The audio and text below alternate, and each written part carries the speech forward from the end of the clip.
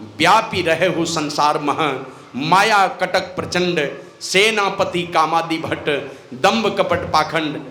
सेनापति काम क्रोध आदि ये सेनापति हैं, माया की प्रचंड सेना के सेनापति हैं, और दंभ है, कपट है, पाखंड है, ये सारी सेना है, माया की प्रचंड सेना फैली हुई है सारे संसार में।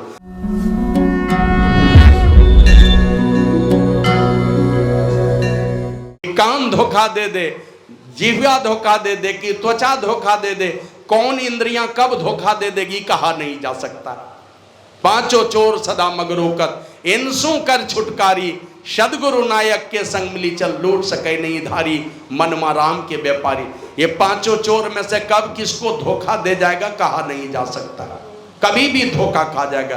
तो राजा ययाति धोखा खा गए।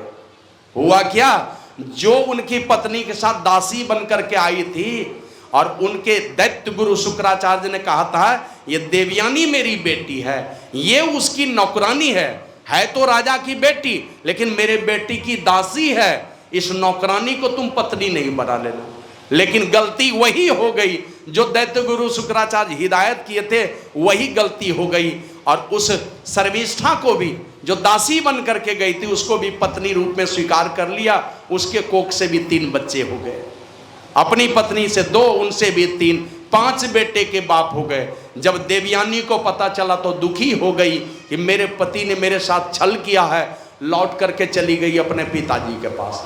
पीछे से दैत्य जाते हैं राजा ययाति, और वहां जाकर के गिड़गिड़ाने लगे, तो भी साप दे दिया दैत्य गुरु शुक्राचार्य ने कि तुमने मेरे बेटी के साथ छल किया है, मैं तुमको साप देता हूं कि तू अभी बूढ़ा हो जाएगा। बूढ़ा होने का साप दे दिया, लेकिन खूब गिड़गिड़ाने लगे, हाथ जोड़कर विनती करने लगे। तो दैत्य गुरु शुक्राचार्य को दया आ गई, बोला कि ठीक है मुझसे गलती हुई तो आपने मुझे सजा दे दी, लेकिन आपकी बेटी ने क्या गलती की है, मैं तो बूढ़ा हो गया अपनी गलती के चलते, लेकिन ये तो आपकी बेटी के साथ भी अन्याय हो गया, उसने तो कोई गलती नहीं की है, मेरे मन की वासना और तृष्णा मिटी नहीं है, इसलिए कृपा करके कर दो मेरे ऊपर। तो कहा कि जाओ मैं तुमको एक शक्ति देता हूँ, जा करके तुम अपना बुढ़ापा देकर किसी से जवानी ले लो। कौन देगा जवानी, बहुत लोगों के पास अनुनय भी नहीं किया, कोई जवानी देने वाले नहीं मिले।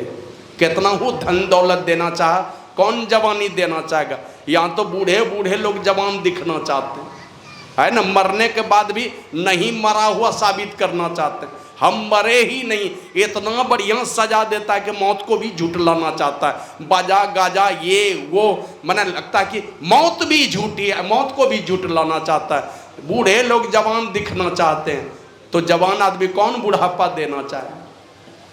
देखते हैं गुरु महाराज, दांत कमजोर था ना उनका, लेकिन कभी भी दांत नहीं बनवाया, कभी नहीं। जो उम्र थी बचपन में, जो उम्र थी, जो खाने लायक परमात्मा ने हमारे शरीर को बनाया था, तो दूध पीते हैं, रस पीते हैं, फिर दांत निकल आता है तो फिर अनाज ग्रहण करते हैं, जवान रहते हैं तो सब कुछ खाते हैं, बूढ़े होने पर जैसा भोजन मिले, बूढ़े आदमी के लिए जो चीज़ जरूरी है वो भोजन करना चाहिए। तो कोई बूढ़ा जवान आदमी बूढ़ा नहीं बनना चाहता, लेकिन इस धरती पर एक से एक माई का लाल होते आया है, परमात्मा की कृपा किसी न किसी रूप में होती रही है। उसी में से छोटा वाला बेटा, क्या नाम था, पुरु, छोटा वाला बेटा, वो पूछता है पिताजी क्यों दुखी हैं। बोला बस यही कारण है दुख का, ये मेरे ससुर, वो भी दैत्य के गुरु हैं, महात्मा हैं, उन्होंने साप दे दिया है बूढ़ा होने का, लेकिन एक उन्होंने आशीर्वाद भी दिया कि जाइए किसी से जवानी मांग करके जवानी का भोग भोगिए। तो बेटा पूछता है कि पिताजी, वह बेटा तो बड़ा भाग्यशाली होता है जो पिता जिसके कृत्य को सुन करके गदगद हो जाए। तो पूछते हैं कि कितने दिनों के लिए जवानी चाहिए। का 1000 वर्षों के लिए, 1000 वर्षों के लिए जवानी दे दी। का ठीक है जाइए, आप जवान रहना चाहते हैं, आपका बुढ़ापा मैं लेकर के रहता हूँ। तो पिताजी की बातों पर इतना विश्वास था कि जब हमारी जवानी लेकर के बुढ़ापा मुझे दिए हैं, इसका मतलब मैं मरूंगा नहीं, अभी ये लौटाना भी है मुझे।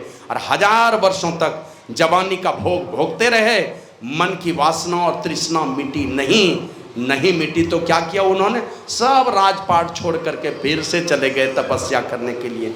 तो महर्षि वेद व्यास ने लिखा है वहीं पर दो तरह की बातें।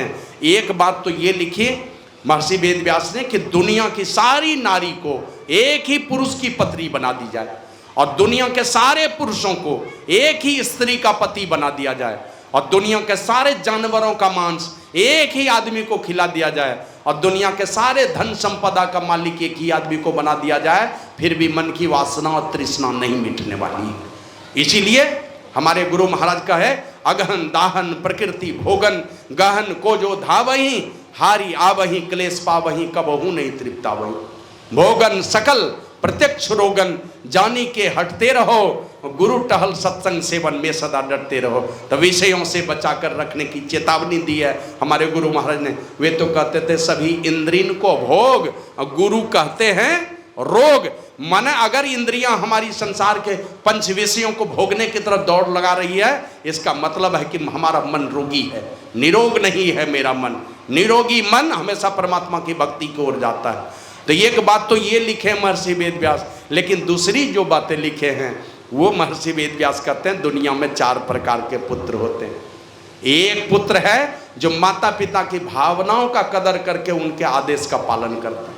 जो इच्छा माता पिता की, जैसी चाहत हो बस वही काम करना, गति जो भी होगी, परिणाम जो भी आएगा। ऐसे परिणाम भी हमने पढ़ा एक दिन पुराण में, ये अष्टावक्र मुनि के विषय में पढ़ा कि पिताजी ने साप तो दे दिया था, साप दिया 8 अंग से टेढ़ा होने का, यही साप दिया था, लेकिन वो साप भी एक दिन ऐसा आया पिताजी का आदेश का पालन करते हुए, वो कभी पिताजी पर गुस्साया नहीं। और एक वो दिन भी आया कि अष्टावक्र मुनि जब गए थे राजा जनक के दरबार में, ये कैदी को जब हरा दिया उसने, हराने के बाद उस कैदी को पूछा कि बताओ मेरे पिताजी कहाँ हैं, कहाँ है मेरे पिताजी?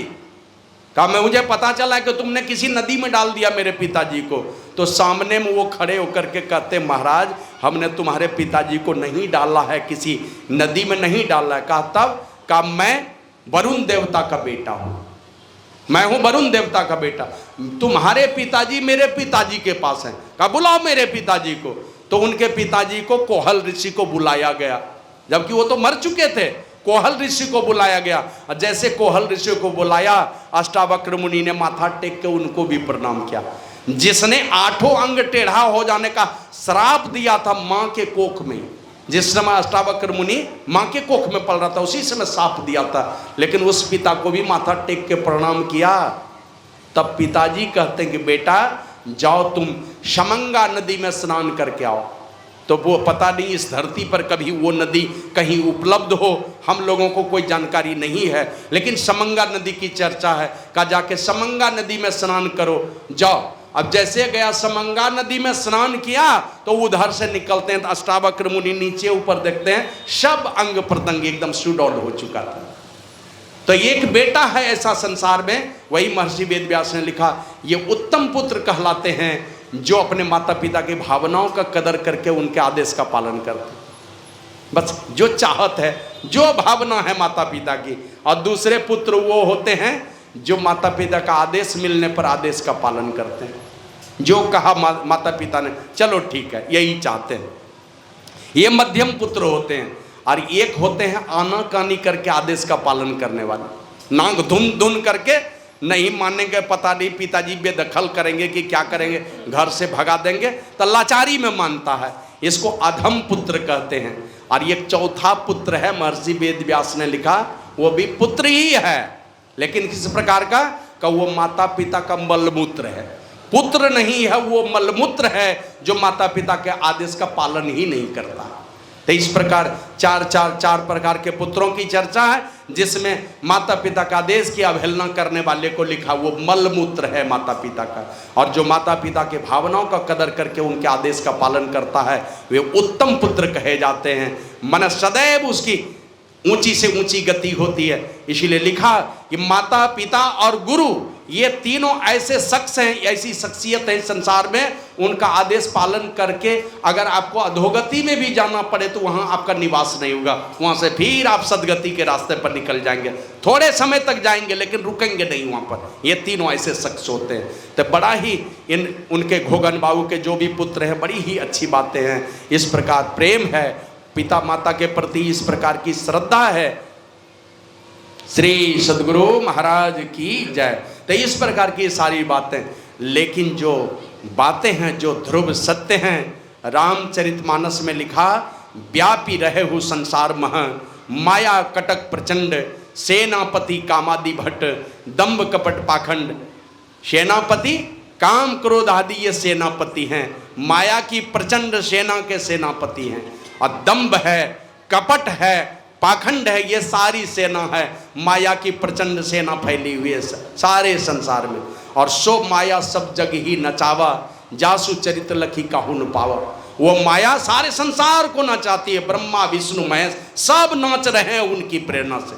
सो माया सब जग ही नचावा, और जिसके चरित्र को कोई समझ नहीं पाया उस माया की गति, लेकिन सो प्रभु भुरु विलास का राजा, वो परमात्मा के भाव के इशारे पर, जैसे बंदर और बंदरी को देखे हैं ना, नचाने वाला आंख का इशारा करता है तो वो चलना शुरू करेगा, आंख का इशारा करता है तो बैठता है।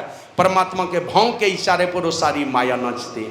लेकिन उसी माया की प्रेरणा से भगवान श्री राम उपदेश करते हैं, जा रहे हैं इस संसार को छोड़ करके, जाने का समय आ गया, अपने प्रजा की चिंता हो गई, कहीं मेरी प्रजा अधोगति का शिकार नहीं हो जाए।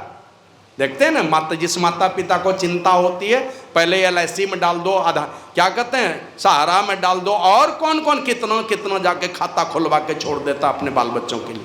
अभी हमारे यहाँ एक इंजीनियर साहब थे, शत्रुघ्न मांझी, बड़े ही दयालु आदमी थे, और महर्षि में ट्रस्ट के अध्यक्ष भी थे, और बहुत दान करते थे, बड़ी चर्चित शख्स थे वो शत्रुघ्न मांझी।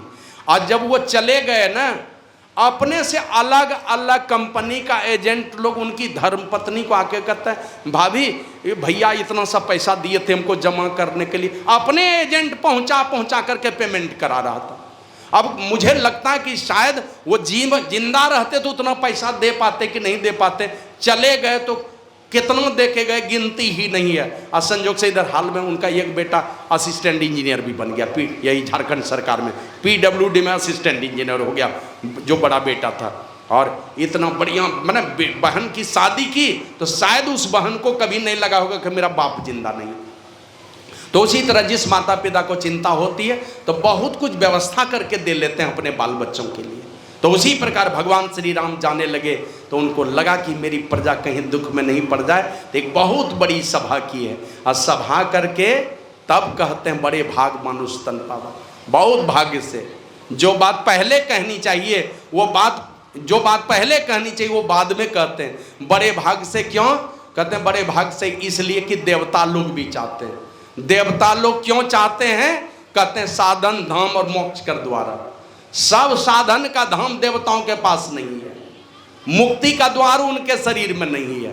और ये मनुष्य का शरीर ऐसा परमात्मा ने बनाया, ऐसा टॉप मॉडल दिया है परमात्मा ने, यही मनुष्य शरीर वाला इस संसार में जो कुछ बनना चाहे बन सकता है। और अंत में एक और व्यवस्था दे दी है मनुष्य के शरीर में, वो एक द्वार भी दिया है मनुष्य के शरीर में, जिस द्वार में अगर जुक्ति जान करके प्रवेश कर जाइए तो आप परमात्मा बन जाएंगे। शब्द सारे संशय का समाधान होगा। विद्यते हृदय ग्रंथि छिद्यन्ते सर्व संशया क्षीयन्ते चास्य कर्माणि तस्मिन् दृष्टे पराबरे। उस महल में प्रवेश करेंगे, उस परमात्मा का दर्शन करेंगे कि सारे संशय छिन्न हो जाएंगे, सारे हृदय के कलमश मिट जाएंगे। देखते हैं ना, गंगा जी इधर से चलती है, गोमुख से निकली, गोमुख से निकल करके क्या कहते हैं वो गंगोत्री आती है, वहां से देहरादून है, ऋषिकेश है, हरिद्वार है, प्रयाग है, पटना, काशी बनारस है, पटना है, कहलगांव है, सुल्तानगंज है, होते होते कुप्पा घाट होते हुए बंगाल की खाड़ी में चलती है वहां से। और बंगाल की खाड़ी में अगर कोई महासागर में जाकर के देखे होंगे, जब उधर से उठता है ढेब, तो गंगा जी तो उधर से कूड़ा करकट लेके जाती है, लेकिन वो समुद्र क्या करता है? सब कूड़ा करकट को उठा के एक बार में बाहर फेंक देगा। एक भी कूड़ा करकट समुद्र में नहीं रहता, सब गंदगी उठा के फेंक देगा। तो आपके हृदय के सारे कलमश धुल जाएंगे जिस दिन परमात्मा का साक्षात्कार हो जाएगा। सारी गंदगी इधर की इधर, दरी की दरी रह जाएगी। ये ऐसा द्वार परमात्मा ने कहा किनको दिया है? कोई देवता को दिया है का? न ब्रह्मा जी को दिया, न विष्णु भगवान को दिया, न शंकर भगवान को दिया, न किसी देवी देवता को दिया। किनको दिया है? एकमात्र मनुष्य शरीर वाला को। जिनको मिला मनुष्य का शरीर, वो द्वार उसके शरीर में उपलब्ध है। चाहे वो बिना आंख वाला भी क्यों नहीं, उनके शरीर में भी वो द्वार है। अगर चाहेगा तो पार कर जाएगा। तो साधन धाम मोक्ष कर द्वारा, पाई न जई परलोक समारा। ऐसा सारे साधनों का धाम, और जिस शरीर में मुक्ति का द्वार है, जिस द्वार में प्रवेश करें तो परमात्मा के महल में पहुंचेंगे। लेकिन हम लोग क्या करते हैं, बस उसी द्वार में जाएंगे जिस द्वार में जाके हमारी दुर्गति पूरी होनी है। बाबा गरीबदास जी कहते हैं, 10 द्वार जब जैबे, जम के पहरा देखी डरेबे। काहे पहरा देख के डराते हैं? तेगर में एको पहर न कैलो ज्ञान विचरिया, चेतो न सवेरिया साजन। तो एक न एक दिन जब उसी द्वार में बार बार हमारी चिंता, बार बार हमारा चिंतन जाता है। हमारे गुरु महाराज कहते हैं, तन नव द्वार हो रामा। 9 द्वार जो है ना, कहते हैं तन नव द्वार हो रामा, अति ही मलिन हो ठामा। तन के 9 द्वार देख रहे हैं, लेकिन सुनेंगे उन्हीं की बात। आंख से क्या निकलते हुए देखते हैं, रोज देखते हैं, बार बार उंगली देते हैं, उसमें कहीं जरा सा कुछ बुझाया, उंगली डाल करके उसको साफ करना चाहते हैं, या कपड़ा डाल के साफ करना चाहते हैं। आंख से गंदगी, कान से गंदगी, नाक से गंदगी, मुंह से थूक खकार जैसी गंदगी, पेशाब का खाना तो कितना पवित्र है आपको पता ही है। तो इस और शरीर के क्या कहते हैं, हर छिद्र से पसीना ही पसीना, पसीना ही पसीना। ये सारे द्वार जितने भी मनुष्य के शरीर में, सब गंदगी फैलाने वाले हैं। इसलिए गुरु महाराज कहते हैं, तन नव द्वार हो रामा, अति ही मलिन हो ठामा। त्यागी चढ़ू 10 द्वारे सुख पाउर भाई। अगर सुख पाना चाहते हो, इस गंदगी के 9 द्वारों से अपने आप को ऊपर उठा लो और 10वें द्वार में चले जाओ। और यही 10वां द्वार परमात्मा ने केवल और केवल मनुष्य को दिया है। कोई देवी देवता इसका हकदार नहीं है। इसलिए वो देवी देवता बार बार ये मनुष्य का शरीर चाहते हैं कि थोड़ा भी साधन भजन करके हम परमात्मा की भक्ति कर लेंगे और आगे यात्रा हो जाएगी। नहीं तो बस यही विषयों के दलदल में डूबे रहेंगे यहाँ पर। वही भगवान श्री राम समझाते हुए कहते हैं कि ऐसे सारे साधन और मुक्ति का द्वार वाला ये शरीर पाकर के भी जो परलोक की चिंता नहीं करते हैं, साधन धाम मोक्ष कर द्वारा, पाई न जई परलोक सवारा, सो परतुर दुख पावो। वो परलोक में दुख पाएगा। परलोक में माने इस लोक को छोड़ करके जहां जाएंगे। ऐसा नहीं है कि परलोक का मतलब भूत प्रेत और देवताओं की ही योनि है। परलोक का माना इस शरीर को छोड़ करके चाहे जानवर वाले लोक में चले जाएं, कि पशु पक्षी के लोक में चले जाएं, कि मछली के लोक में चले जाएं, जहां चले जाएंगे। अगर अंडज से पैदा हो गए कहीं, अंडज से अब अंडा बने गिद्ध का कहीं, तो गिद्ध रूप में जाएंगे। खाइएगा क्या उस शरीर में जाकर के? अगर कहीं गिद्ध के शरीर में चले गए तो क्या खाएंगे? एक दिन गिद्ध ने कृष्ण भगवान को कहा कि भगवान ये क्या कर दिया मेरे साथ अन्याय। बोला वो क्या? कहा बोला हमको इतना गंदा शरीर दे दिए हैं, दिन भर मरा हुआ ही चीज खाना पड़ता। श्री सदगुरु महाराज की जय। कहते हैं भगवान दिन रात गंदा ही चीज खाना पड़ता, जब भी खाता हूं उतना गंदा तो किसी जीव को नहीं खाना पड़ता। मैंने गिद्ध को मरा हुआ सड़ा हुआ ही मांस खाना पड़ता, इतना गंदा शरीर क्यों दिया? तो कहते हैं कि तुमने कभी विचार किया, जिस पेड़ पर तुम हो ना, वहां से विष्टा करते हो तो तुम्हारे विष्टा को कौन खाता है? देखे हो, सारी मछलियां खाती है तुम्हारे विष्टा को। तुम मरी खाते हो और तुम्हारे विष्टा को सारी मछलियां खाती। अगर अंडा से पैदा हो गए, कहीं गिद्ध रूप में चले गए, खाएंगे क्या? अगर पिंड से पैदा हो गए, पिंड से माना बच्चे के रूप में जन्म हो गया आपका, सुअर वाले शरीर में चले गए तो क्या खाएंगे? सुअर वाले शरीर में गए तो दुनिया का सबसे गंदा चीज है सुअर का भोजन। गधे के शरीर में चले गए तो कहीं आपने देखिएगा नाद में पानी दिया, गधा जाकर के पी रहा हो।